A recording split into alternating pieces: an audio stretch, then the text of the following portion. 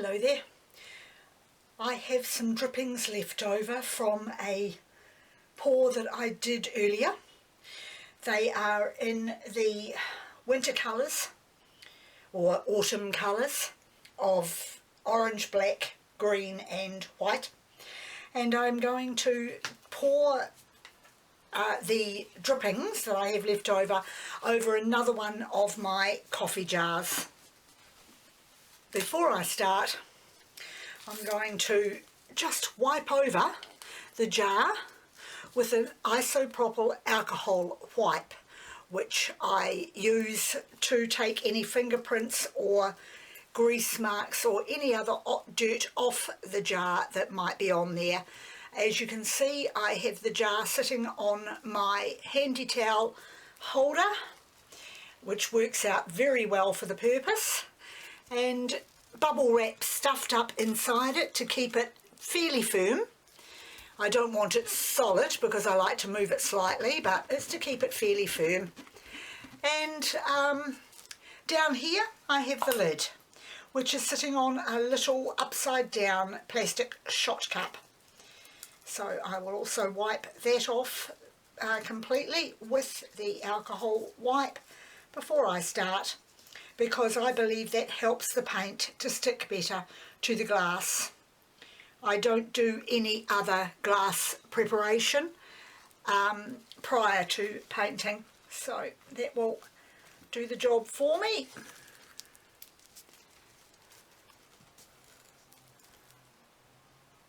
Finished. Okay, now to start putting the paint on.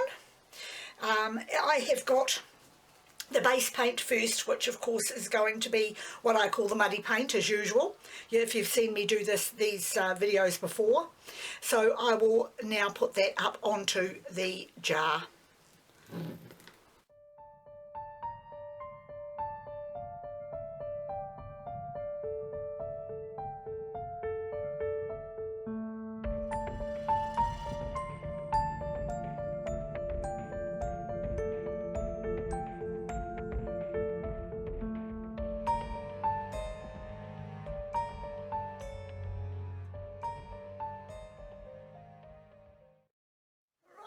That's looking good.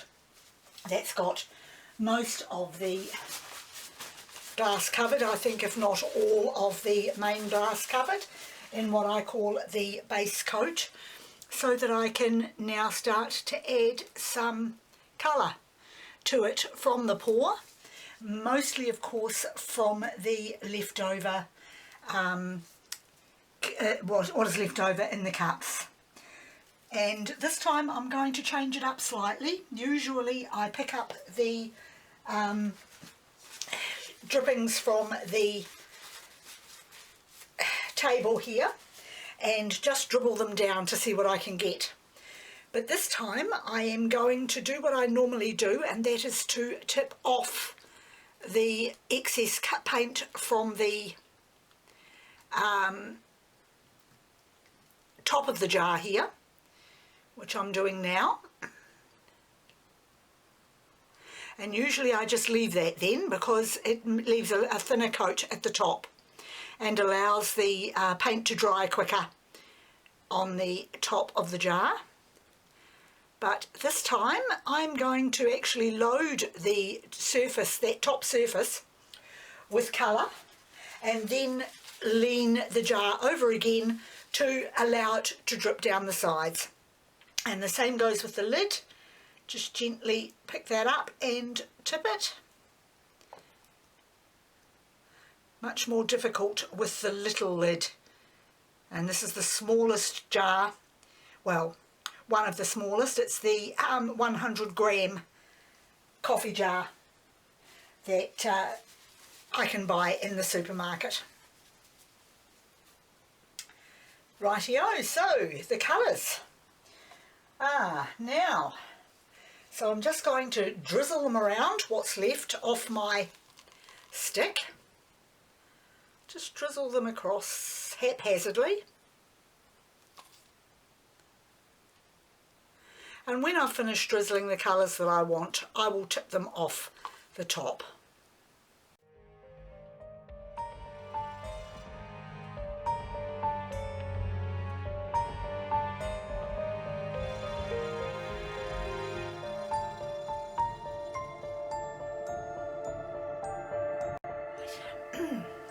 just give it a wee quick torch as it's got a few bubbles.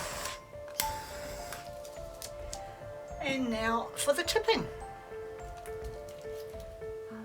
Just see how this experiment works.